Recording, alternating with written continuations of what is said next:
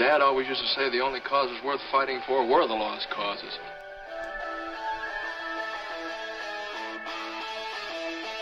The Senator yields. No, sir, I will not yield. Government is not the solution to our problem. Government is the problem. You're listening to a Pyrolytical Pyrocast.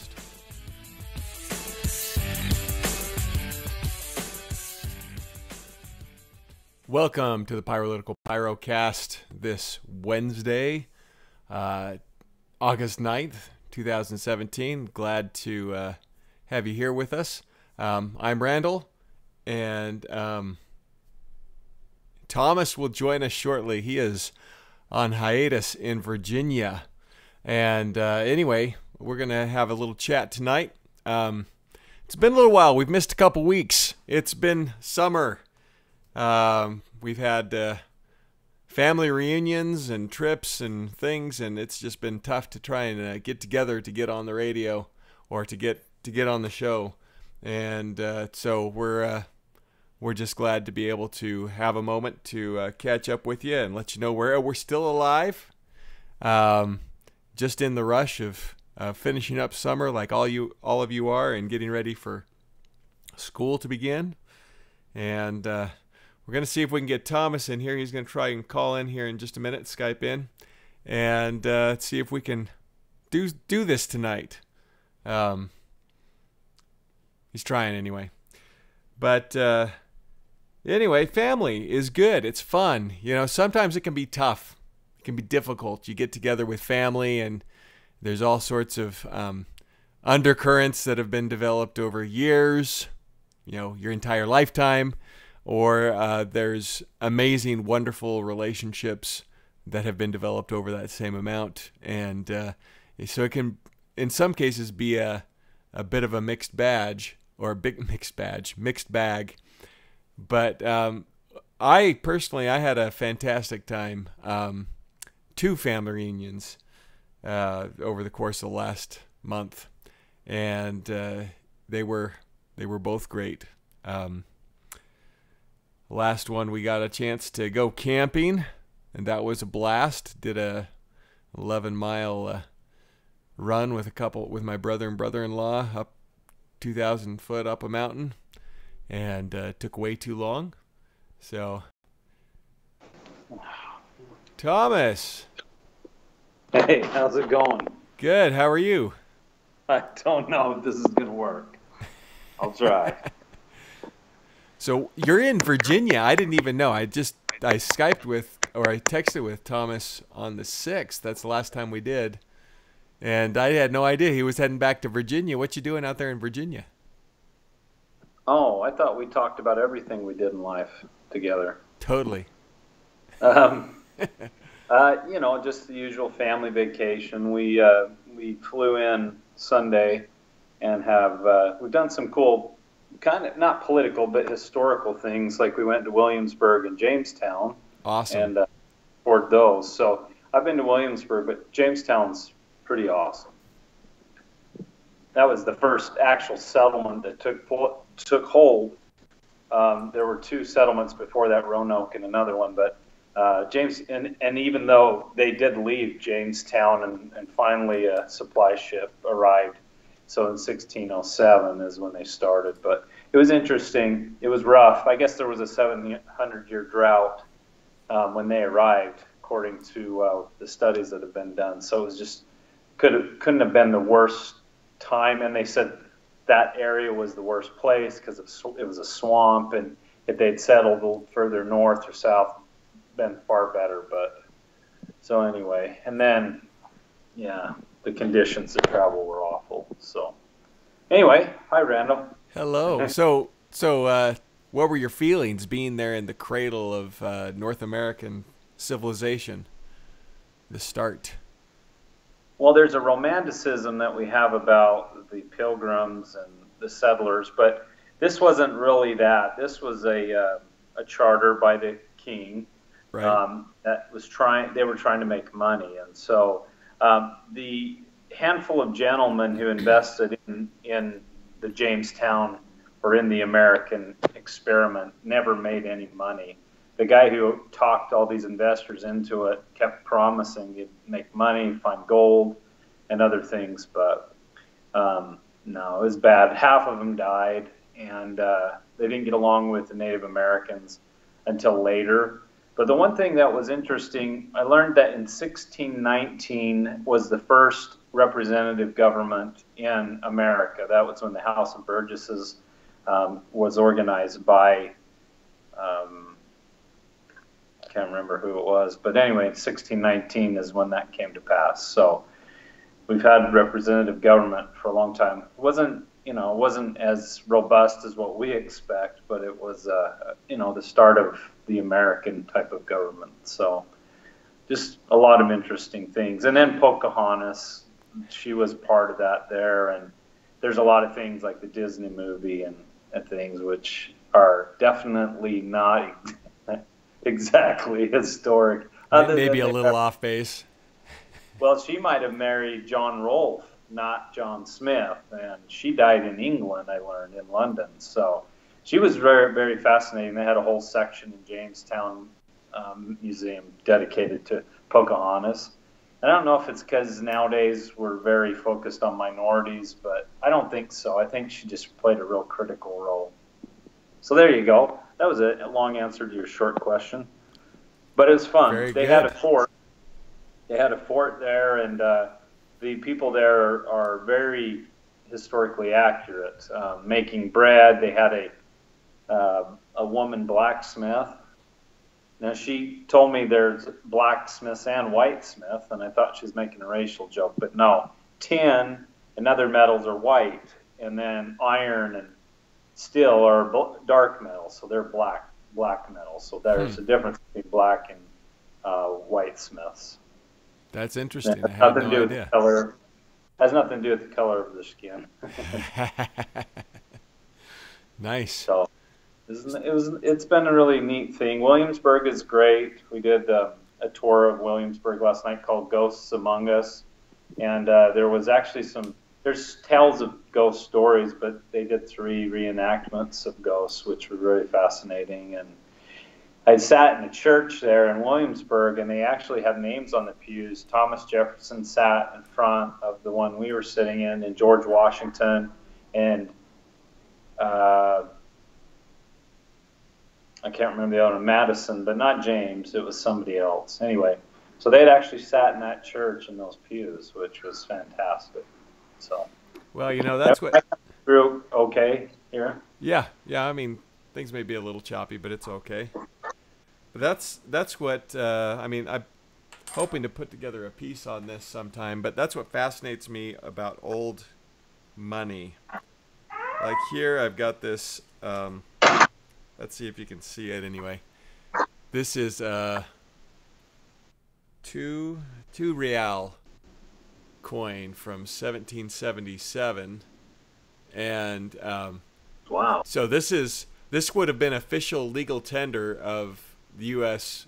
Fledgling nation, and anyway, I just get fascinated by it because this was at the same time as all those founders that we talk about all the time, and because it was legal tender, it's very possible that was held in their hands, used, exchanged, because it was legal tender up until 1856.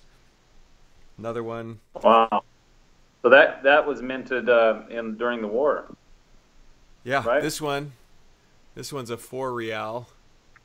Let's see if it'll focus in 1776. Coin. It's not in the best shape overall, but anyway, I'm fascinated by those, and so I'm hoping to finish putting together a video and release it on Pyrolytical. There's a little plug for it on our production channel, explaining a little bit about that currency at the time, and how it impacted the growth of the country, and where some sayings that you hear all the time, like 2 bits. That's my 2 bits. That all comes from that old currency. So anyway, it's fascinating, I think. So we'll talk about it on that one though. But just getting back. Well, you've been very involved in intrigued by currency, and you told me a lot of stories, so I think it deserves its own broadcast. Yeah, it's just fascinating. I mean, it's the story. I mean, I don't want to talk about it here, just ad lib, because it needs to be told properly. But well, I just say that the currency of a country is its lifeblood. So if the currency is sick, that really shows the financial well-being or lack thereof of the nation. So when the currency becomes corrupted, it's funny what the economy does. Yeah. So anyway, so you were saying, and I do apologize, I'm in the hotel on the Wi-Fi, so I'm hoping this comes through okay. I'm just out looking over the city here. I don't know if you can see it. Anyway. It looks better to look at your face instead of the reflection of your phone in the window. Yeah, sorry about that. That's okay. We can see the lights behind you wherever there's not a reflection. So anyway, I think that's fascinating, being able to go back and be a part of that history, really to connect yourself with it, because you hear these stories, which is great. You hear the stories, understand them, and get to know a little bit more about what went on, but then to see the places. I mean, these are some of the oldest places. Obviously, Jamestown, the oldest white settlement in the continental U.S. And I mean, compared with European, villages and cities, it's nothing. But it's the oldest that we've got as far as U.S. or North American history when it comes to white settlers. And so I think getting back there and seeing those and really connecting with it and understanding, getting a tactile look at what's gone on there, I think that's amazing. Do you have any other big plans for the rest of your stay out there? I don't know how much longer you're going to be there. Yeah, we're actually tomorrow we're heading down to South Carolina, so we're going to drive through a couple states, and we're staying on an island off the coast of South Carolina. Don't really know much about it, and the name, I think it's Edisto Island.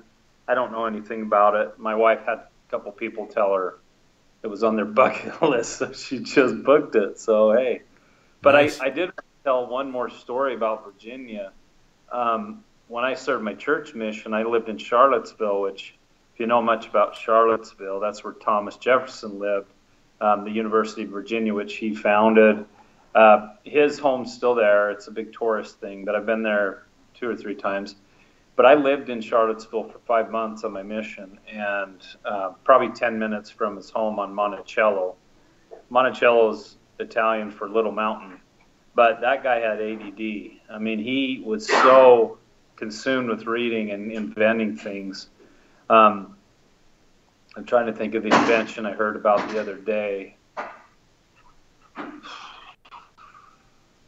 They revolutionized. In fact, he became famous in Europe. Now I can't remember. But when I was 20, I lived there for those 5 months, and I had no interest in history up till that time. But I think partly it was just because his name was Thomas, but I just felt a real kinship with Thomas Jefferson, and I'm nothing like him. He's a real scholar, but just you gain that connection to the founders, and they kind of start to feel like your brothers, especially if you're in the liberty movement.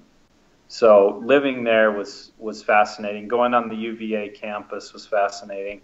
There's been a movement on that campus or in that college to try to kind of push Jefferson out because he had slaves, and there's a lot of sensitivity around minorities, as I said, nowadays. So anyway, which is weird, but that was a life-changing experience for me. And then, spending the rest of that 2-year mission in Virginia. Right. That's awesome. Well, and enjoy the rest of your time out there. That'll be a fantastic experience for both you and your wife. Your kids are out there with you too, yeah? Yeah, they're always with us. Nice. That's awesome. Can't shake them. That's good. You keep them out there with you and give them a good experience. That's well, good. I always tease them that if they're not good, we'll sell them into slavery, but they never believe me. I'm like, I got a story about it in the Bible. Yeah. At Awesome. least throw you a pit.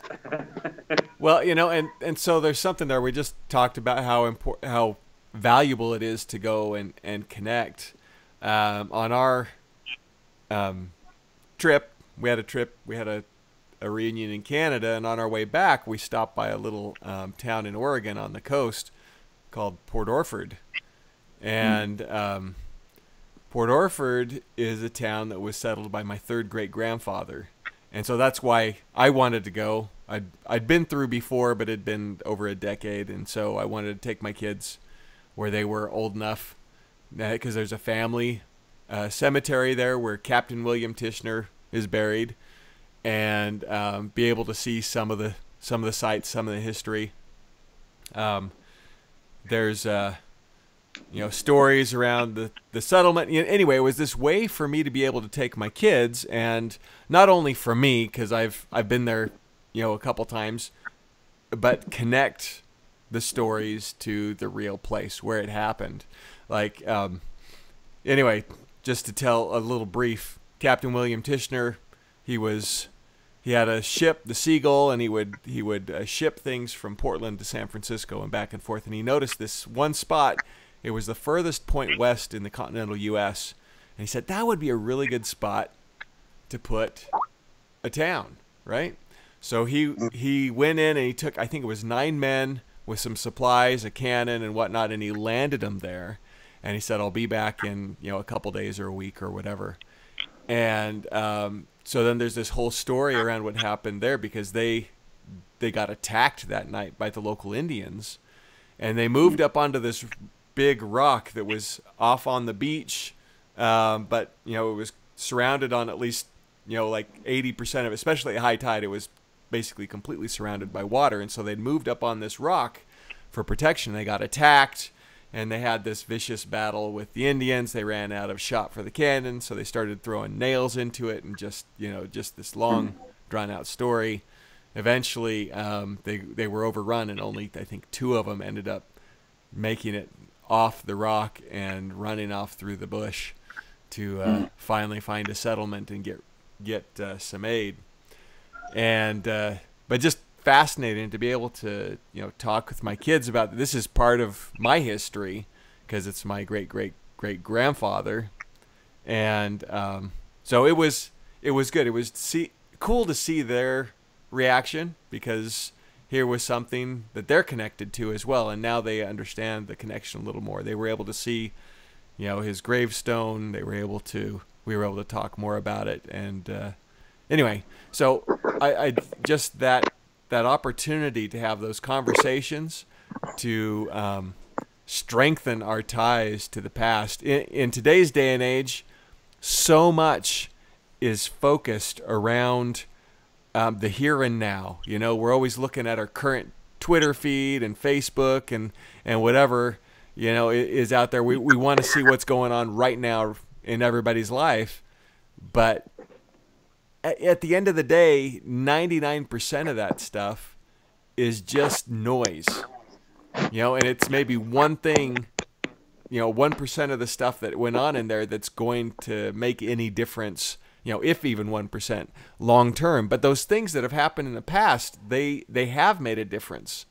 But we're so focused on the things in today's day, here and now, that we miss out, I think, on the meaning that we could find if we spent more time seeking out what made us here, what made our country great, what made our families great, what they mean, who they are. They're all important.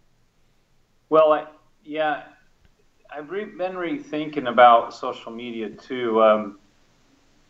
I think it's interesting. Social media can be a journal, a family journal. My YouTube channel for my family, when I started, I put ads and I put like an intro, outro, and then I thought about it and I thought, no, do this by years and just catalog your family stuff, because I've always had a hard time journaling. And so I've been very active on social and YouTube for a long time, but I've started to think it's not important to get those likes or to get that dopamine from popularity. What's important is that you put on stuff that matters, that's, you know, appropriate to share with the public,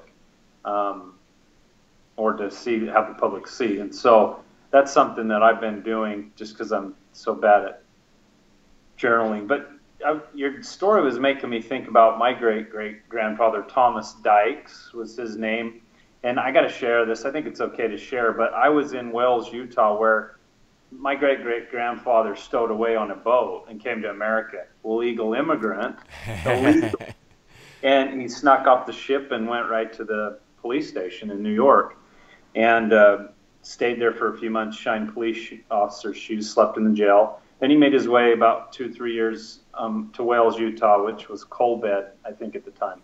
Anyway, this was in the 1860s. So the thing that was great about it is I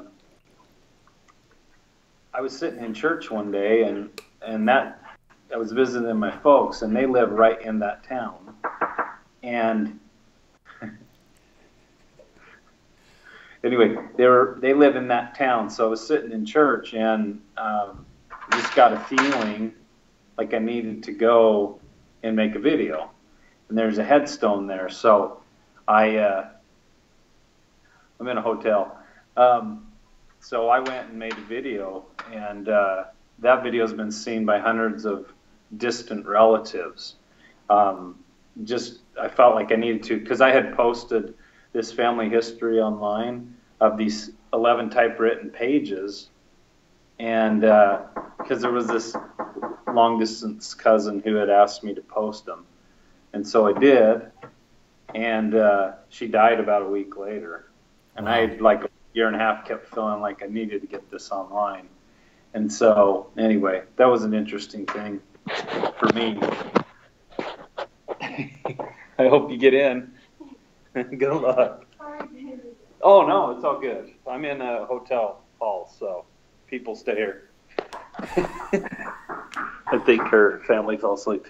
Yeah. So anyway, that was a very interesting experience. But the thing that was crazy, Randall, was I'm sitting in church, and I get this strong feeling like the Spirit's like, leave church and go record this video now. I'm like, I never had the Spirit tell me to leave church. It's always like, go to church, Thomas.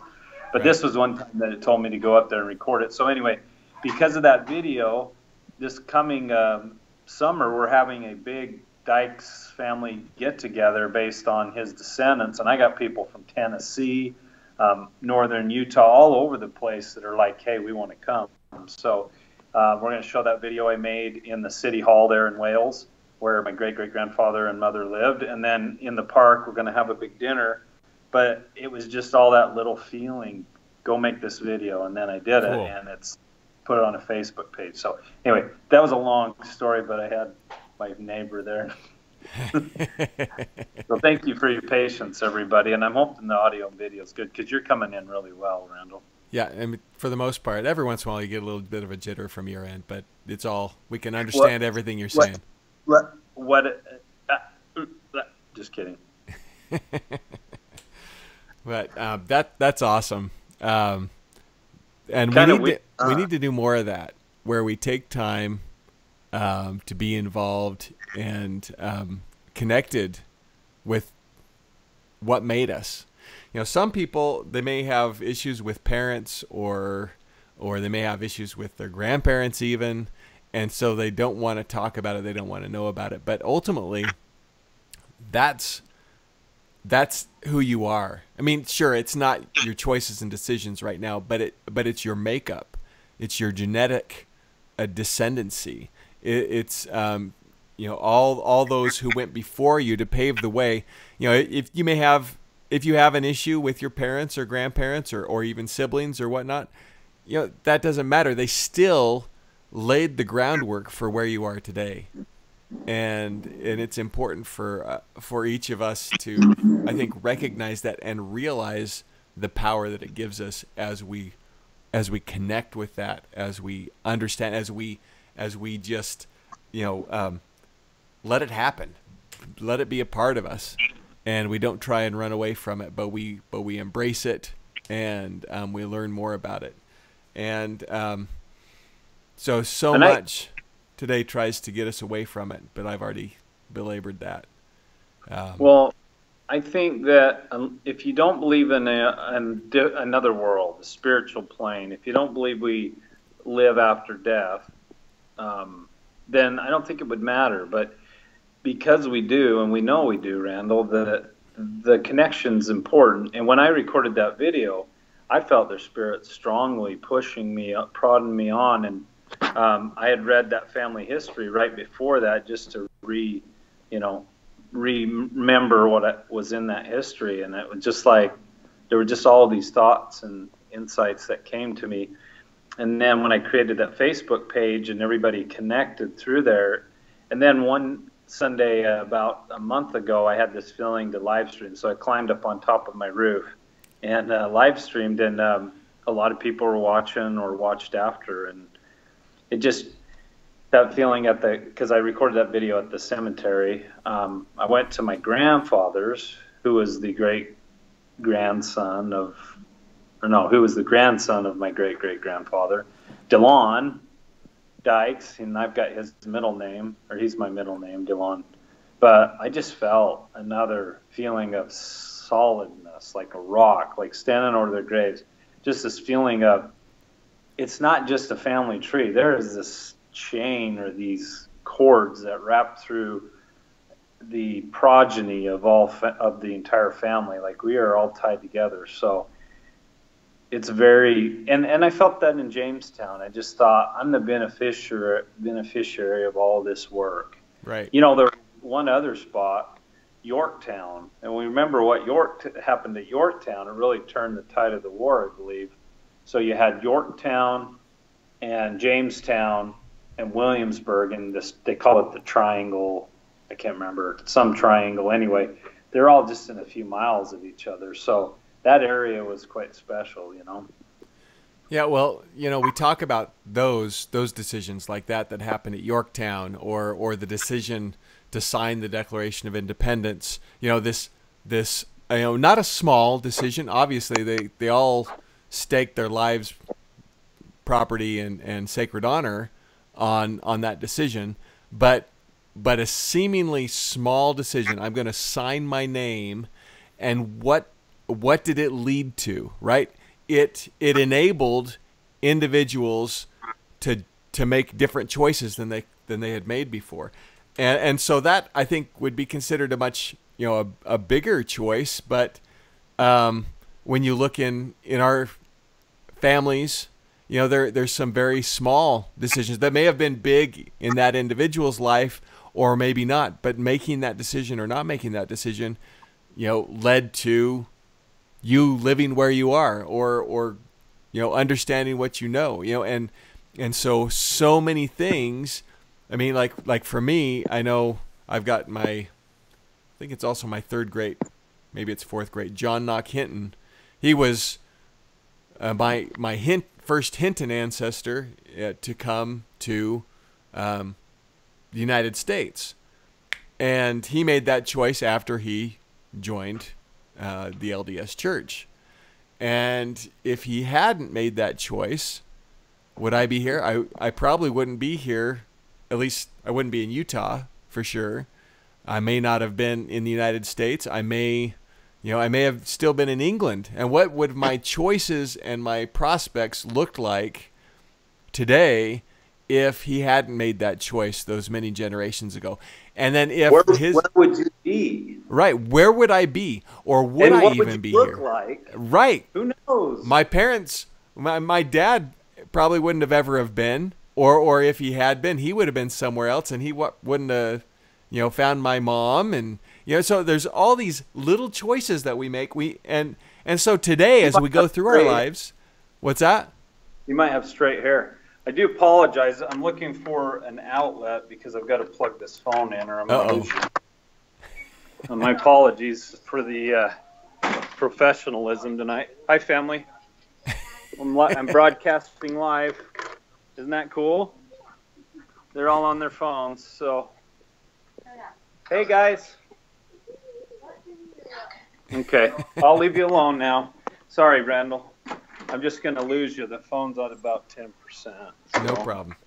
But so those little choices that our ancestors made, and that the founding fathers made, and that the Pilgrims made, and on back, children of Israel made, and whatever the Egyptians made, and going after the children. I mean, all those decisions led to where we are today.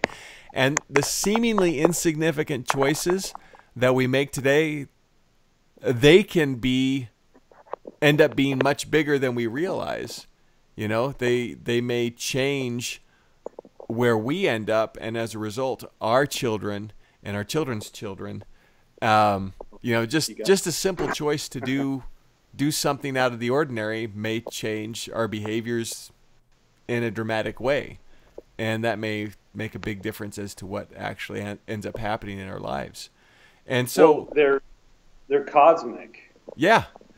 Yeah, impact, and so like your entire existence changes. So we can't we shouldn't try and discount those choices that we make or our ability to affect change, because we may have a limited set of choices as we see it.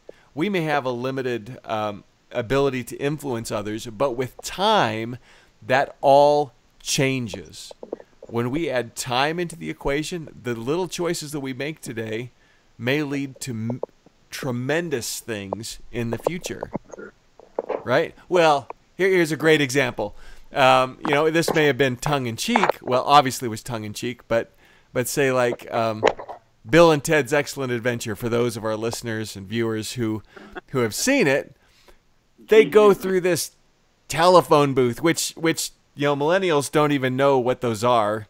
But they went through this telephone booth that was a time machine, and it took them to a place in which their choice to start a band, had changed the world, right? And they were what everybody wanted to epitomize. They loved them. They were, yeah, exactly. Something strange is aloof at the Circle K. That's right. but I think that's really good at illustrating. I mean, they weren't doing anything amazing in their garage. They were awful, right? And that's what we are. I think we see things that we do, and we may not see them as great and grand and marvelous, but we cannot tell what the future will end up being like. And we shouldn't despair, because every day is a new day, and it leads us to greater and greater things. Yeah, even as silly as that story is, I think it bears weight. You tied that into our the Family of Mankind and Bill and Ted. I can't imagine. I mean, what other show other than the Pyrocast would bring in the greatness of God's Family and Bill and Ted's Excellent Adventure? I think that Something Strange is aloof on the Pyrocast. Definitely. But I wanted to tell you, I just thought of this too, which I didn't know I was getting into. But at Williamsburg, it got dark, and so we went to 3 locations in Williamsburg, and each one there was an actor, or there was an actress at each one, and they played the role of ghosts, and they told true stories. And so this was something I totally unexpected. But you remember George Wythe, the tutor of Thomas Jefferson? Right. In fact, Thomas Jefferson credited a lot of his educational acumen to the tutoring of George Wythe. George Wythe, I think, was one of the greatest legal minds at the time, if I remember correct. But anyway, on that ghost tour, we go into George Wythe's house. Cool. And we're sitting in there with a candle, and this lady tells a story, and it's a true story about the Matthew, I can't remember the last name, school that she founded. And anyway, I was just sitting there in George Wythe's house, just like, what the freak? Because I didn't know that was going to be on the tour. I just had seen it that day. So actually, we're not supposed to take pictures, but I snapped a picture in there with the lights, and I've got to bump up the lighting because you won't be able to see. But it was kind of spooky, but I just was like, I can't believe I'm in the tutor of Thomas Jefferson's house. I mean, just amazing. That's fantastic. Or I mean the tutor's house. The tutor's house. So yeah, it was really kind of humbling to see the pews where those men sat, and yeah, it was fantastic. But it just makes you appreciate how rugged life was. But they also had an air of what am I trying to say? They also had an air of sophistication. If you've ever heard Pachelbel's Canon in D minor, that's the graduation song. Dun dun dun dun dun dun dun. You know, we've all heard it a million times. But his son actually played in that church we were in and had all his manuscripts. So Pachelbel, who was trained by Bach or someone, anyway, one of the greats, his son played there in that church. So it was really fascinating. And the lady that played was unbelievable. Like, she's nationally known, and she played on these old pipe organ. And anyway, it was amazing how the settlers built their buildings so that the sound worked. She said, this is the surround sound from our ancestors. But it was quite neat how they pumped the air from the organ all through the entire place, not just through the pipes up front. And then there was this podium there that was way high up. There was a regular podium, I think was for sacrament, and then there was this little robed off place with gold for the priests. But then up on the wall there was this great podium, and it reminded me of that scene from the John Adams HBO biopic, where he gives this speech about natural rights and liberty, and it looked just like that. So anyway, I asked the girl if that was the same spot. She had no idea what I was talking about. But I took some pictures there in Williamsburg. I got to tell you this. I took one picture of this store, and in the window there is a license from the city government saying, essentially, like today's city government saying, this building complies with all city codes and that. And I thought, what a bunch of crap, man. Even way back then. Stamping their approval on, buildings from yesteryear, I just thought. And then there's ticket cameras all over the place in Virginia. I just thought, man, founders would probably be ticked off if they saw all this stuff. Oh, so the building certificate was a modern building certificate. It wasn't. Yeah, from the city government. Okay. I thought you were saying it was from way back then. No, that would be interesting, but no, yeah. I just thought, yeah. So anyway, the land of liberty. I think their flag says something to death to all tyrants or something like that. Something like that. No, it does. It does. Sweet. I think. Not just Virginia's for lovers. It doesn't say that on the flag. No, I like on their current flag. You're saying? Yeah, well, it's old flag, but I think it says something about death to tyrants. I'll verify that. So anyway, that was a great experience. Anyway, that's awesome. It's good to be a part of that with you for a minute. I just had to look this up. Look up that flag. Sic semper tyrannis, death to tyrants. Yeah. So they got a guy with a spear and a sword with his foot on the chest of some guy on the ground and the crown off of his head. Let me see if I can add this here. So everyone can see it, because this is pretty sweet. Well, it's very non PC. Well, but it's very non-abstract. Like, it's right in your face. Tyrants die, and we step on them as we stab them. Right. And the crown off his head is very symbolic of, I guess that's the symbolic part of Down with Monarchy. I wonder what year that flag came out. If only someone could tell us. If only I was a better tour guide. But I don't live in Virginia. If only I had. It was adopted in 1950. Wow. But it was on. But is the seal of Virginia here? I just added it to our video feed here. Sic semper tyrannis.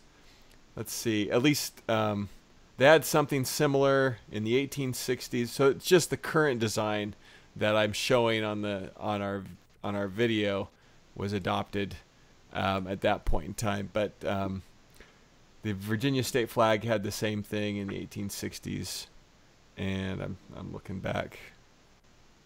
And while you're looking that up, Randall, I just think if you say death to government, I'm probably getting tagged right now since they're collecting our conversation. But death to tyrants, death to government, death to our leaders. Death to taxes.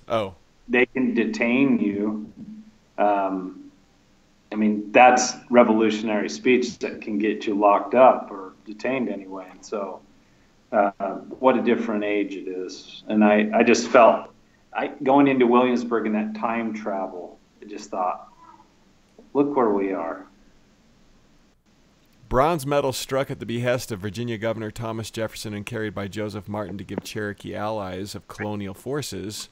It says, rebellion to tyrants is obedience to God. Same basic thing. Individual standing over the top of I'm guessing, a tyrant. There you go. There you go. And so you were in the heart of it. That tyranny rebellion.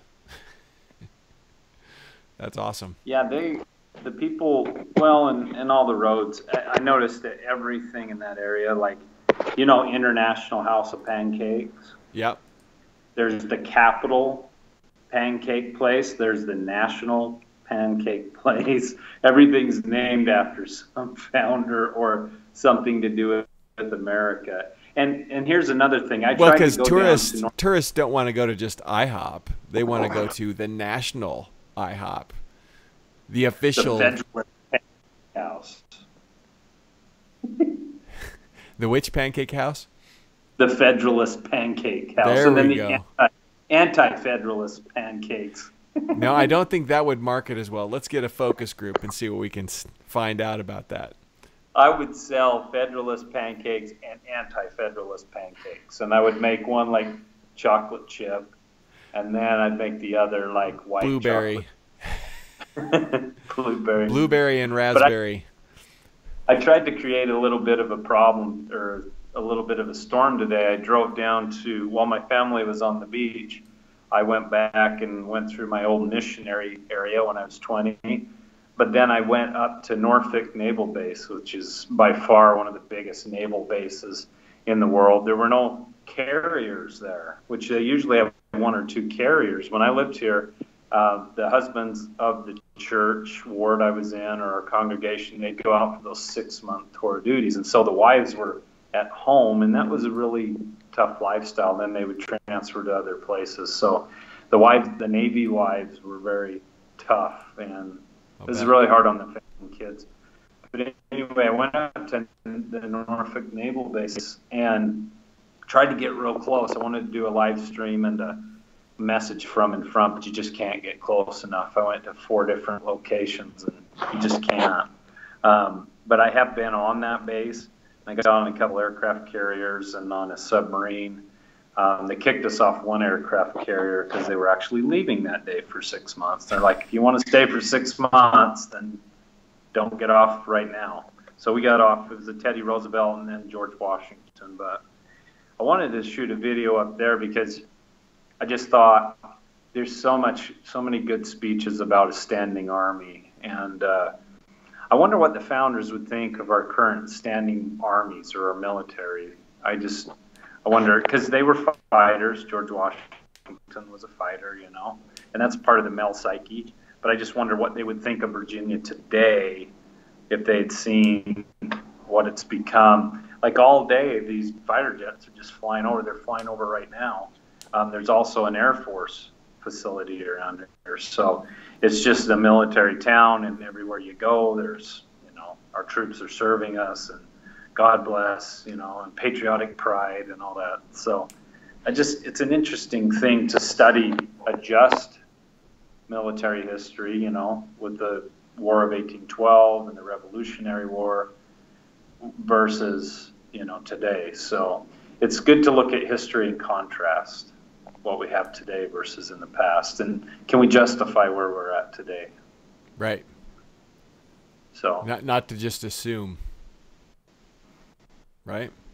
wonder what the founders would say about everything, government, military, all of it. I think I know what they would say, and you probably have your opinion, but it's all up to interpretation, except for it's not. Except for when it's not. Yeah, when they were very clear on what they thought of things. So I was thinking today, when I lived here, Randall, I had enlisted in the National Guard right before my mission, and I had spent about 6 months. I'd gone to basic training and advanced individual training as a combat engineer. And so you had 8 years total, 6 years active and 2 years inactive. And you could use the 2 years however you want. I think in Utah, they've kind of made that so missionaries can go out, Mormons. So I used my 2 years off out here. But I was thinking about that kid at 20 who was prepared to go back home to serve in the Guard. And now that I'm here, I'm thinking they called up the, and of course they got a Continental Army because Washington said it was so hard to work with the militias. They were just disorganized and didn't have the discipline. But I thought, here we've nationalized the militias essentially. It's a National Guard now. And Right. I had no clue back then. In fact, I remember I voted for Bill Clinton because he could play the saxophone on MTV. That's the first election. So anyway, a lot has changed in 23 years. And it's partly your fault, Randall. I was part of it. I've been here. I've been done, did my part. Good or bad. You done me. Liberty virus. Yeah, well, that saxophone or whatever, the president is doing in order to acquire the youth vote, that should really say something to those young voters when, something like that where President Clinton was playing the saxophone. He wasn't playing the saxophone just to make himself look folksy. He was playing the saxophone because it made him look hip or whatever for this youth vote. And that, so you'll have when these, well, it helped him get a young lady friend. Yeah, well, you got all these as these politicians prepare for elections, they're not stupid, otherwise they wouldn't get elected, right? And so they come in and they immediately know where to go in order to get certain demographics. And so in this case, the youth vote, they know they have to do certain things that hopefully will help them resonate. And it's not policy based. It's not trying to lift burdens or anything. It's just, we got to say the right things to make us look cool enough, and we'll get that vote, and so that was the big thing in what this most recent election. You had Bernie was the big guy. He was saying whatever the youth wanted to hear, and Hillary Clinton just couldn't make it happen. And so they were saying that that's where you had a disconnect with the Democratic Party, was just the fact that, well, that was weird. Slip out of your hands. Anyway, but you'd see that they just couldn't connect in the same way. And even though, Bernie is, his crazy hair and his whatever, but he was able to resonate for certain reasons, and politicians find that, and they exploit it. And so whenever you find someone who every other youth, or person your age is, especially for your young voters, that it's just like, yeah, let's vote for this guy. When you think that, and all these other people are saying they're going to vote along with you, you should question that. Even if it's Ron Paul and all your buddies are saying we're going to vote for Ron Paul, question that and really understand why you want to vote for that individual. You don't just want to go with the crowd. I don't care which vote is right or wrong. You need to understand why you're voting that way. You need to understand what principles are right for you, what resonates with you, and what those principles of liberty are. Because if you're not, then most of us aren't. If we're not going down that route, then we are selling ourselves down the river, and we all need to know why we vote the way that we vote. Did you want to say something on that? I've got another topic, if not. Well, yeah, and I know I kind of took us off the history, family stuff. Yeah. Well, I'm just welcome to the thinking about Pyrocast. We just go where we need to go. Well, especially when I'm on vacation in a hotel hallway, and because of the week, I forget it's Wednesday, Thomas, and plus it's almost 10 o'clock here. So right, it's late. And you sent that message, and I'm like, oh, it's way past. It's like 8:49, and oh yeah, that's right, different time zone. But I was just thinking, I would love to talk to that young kid, myself, and how much different my path would have been if I could have had the influence of someone. So, still looking back in history, it's like there's so few forces out there, at least at the time, without the internet. Because when I came home in '96, that's when it kind of started to get, more ubiquitous. But it's just interesting. It seems like we've had previous generations that's understood these principles. And I think within the last 3 or 4 generations, since 1900 is when they've been undermined sufficiently.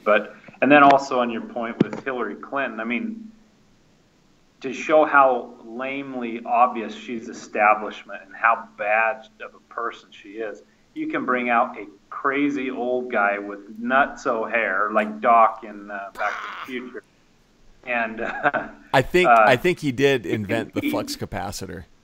Yes, and he could beat, or his character was based on Bernie Sanders, but he can be cool. He's an old crazy socialist, and yet he still takes away your votes from Hillary Clinton. So she's just awful. But anyway, I agree with you. There's so many forces that are deceiving, and so much of politics is based on fluff, and it's based on groupthink, and it's based solely on what the propaganda of the parties say. And so we got so much work to do, Randall.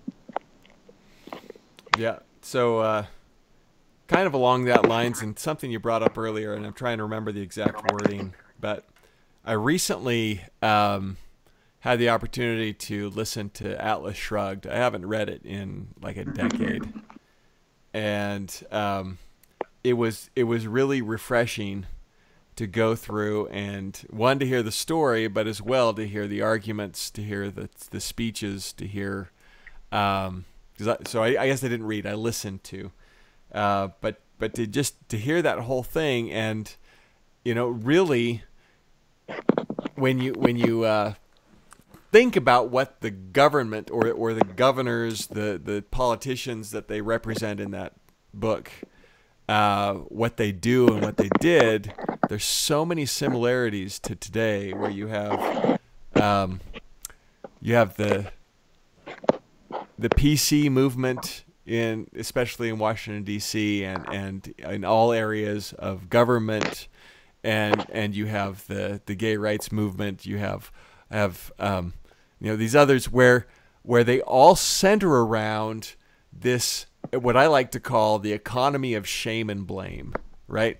That was the big thing that was breaking apart the government and economy and everything in the book, is that nobody would take responsibility, right? They want to push it off on someone else, even though they know that they're sending these people to die going through the Taggart tunnel with a coal-fired train. They're going to kill everyone in there, and they know it, but nobody wants to say no because they don't want to be responsible, because some arrogant politician is trying to shame them into, taking action. And they all know that there's no way it can succeed, but yet they're shamed into making this choice, but they don't want the blame of it in the end. And no one's willing to stand up and take responsibility to say, you know what, Mr. Whoever you are, I don't care if you called Washington, D.C., or not Washington, D.C., but New York, and talked with now Jim Taggart, the president of the company, and he told me that I need to send you through. I don't have a way to send you through without killing you. Nobody was willing to do that. And anyway, it's like that. I think we see the same thing today, where everybody wants to base their decisions and their their abilities and the choices you should make based on shame. You know, how dare you say these things? You know, they may be offensive to somebody, or blaming you, saying you're the you're in trouble because you caused all these problems. When it's like, no, in most cases that's not the case, but we take it on, especially the liberty person in the liberty movement who doesn't want to ruffle feathers or whatnot. They'll accept it, and they'll say, okay, well, I don't want to offend anybody, but what we're engaged in, it causes offense, and it requires offense. That's just what happens. And I think it's interesting that how close that was in this book to what I have seen today. And so it was refreshing to hear that and learn a little bit more about it again, be refreshed on it. Yeah. If you viewers aren't familiar with Ayn Rand, she wrote the book Atlas Shrugged, and she wrote a lot of things like The Virtue of Selfishness, I think, and The Fountainhead, and all kinds of stuff. And we got really enamored with her and excited about 10 years ago. And I've been through Atlas Shrugged twice, physically read it, and listened to it one time. And she had some really weird things in her life, so I kind of stopped being an Ayn Rand worshiper. But she makes some really good points because she lived in Russia and watched these governmental intrusions upon their lives. And, look up the Red Revolution, the Bolsheviks, all of that stuff under Lenin. It's very fascinating in 1917. But anyway, I had one thing I wanted to say. Sorry, I went on. No, it's fine. Like today, I was driving down the road and I saw a church, right? Speaking of shame and blame. And there was this big rainbow flag outside of it. And I think it was an Episcopal church. And I just thought, what a weird world we're living in nowadays. And we're all afraid to speak out. And I've just decided, Randall, I will say whatever I feel guided to say. And so one thing I was very proud of from that 23 years ago here in Virginia is that from that first feeling that the founders matter, America is a covenant land, and my first love of history, I will say that I feel like I fought the good fight, at least for a decade, and tried to honor those sacrifices. And I've just been glad that Randall's been along this journey with me, because it gets kind of lonely in the liberty movement, especially when a lot of the arrows in your back are from your side, quote unquote, Christian conservatives, because, there's a lot of times we just don't understand the gospel, especially as it relates to liberty and government. And Jesus Christ holds all the answers. And so I'm just glad I've been with you, Randall, through these last 10 years, because it's been nuts to be on my own. Yeah, likewise. It's good to have somebody in the foxhole, to talk to. We could each jump on each other's back if a grenade comes in. Yeah. Then we collide in the middle. But I tell you what, Randall, I got good feelings this week as I was back here. I felt like we're kind of the spiritual successors and political successors to those who truly understood the principles and did their best to live them and expect us to do even better. So I feel like we're with them. Especially being in George Wist's house. Come on. Yeah. Come on. Yeah, that's totally cool. It's amazing. Fantastic. I'm just grateful for that blessing. But I'm also grateful I was able to talk to you tonight, Randall. Yeah, thanks for joining us from Virginia. Here we are for an hour. You've been in the hallway. Thank you for joining us, Thomas, and all our watchers and listeners on YouTube and on internet radio. Thanks for joining us. Join us again next week when Thomas is back from Virginia. And keep the faith, and we'll catch you next time. Peace out. Do you suffer from withdrawals when the Pyrolytical Radio Show is off the air? We'll suffer no longer. Like us on Facebook, follow us on Twitter, or friend us on YouTube. You can do all of this and more at pyrolytical.com. That's Pyrolitical. Pyrolitical.com. We'll see you in cyberspace.